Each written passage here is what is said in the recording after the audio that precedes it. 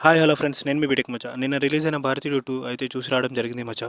Movie ఎలా ఉంది? 'భారతీయుడు 1' కంటే బాగుందా? అసలు చూడొచ్చా లేదా అనేది ఈ రివ్యూలో చూద్దాం ఫ్రెండ్స్. సోషల్ మీడియాలో ఒక గ్యాంగ్ కమ్ బ్యాక్ ఇండియన్ అని ట్రెండ్ చేస్తారు. ఆ తర్వాత 'భారతీయుడు' వచ్చారా? అసలు 'భారతీయుడు' వచ్చి ఏం చేశారు అనేది స్టోరీ. మూవీలో ఒకటో రెండో సీన్లు తప్ప మూవీలో ఏం లేదు ఫ్రెండ్స్. అసలు ఇది శంకర్ సినిమానైనా అనిపిస్తుంది.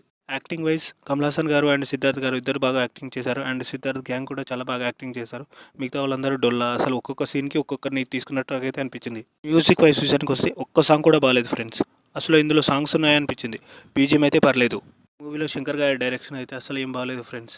అసలు ఏం తీద్దామనుకుంటున్నారు ఆయనకే క్లారిటీ లేకుండా పోయింది. టోటల్ ఒకటే సినిమాలో తీసుంటే ఇంకా చాలా బాగుండేది.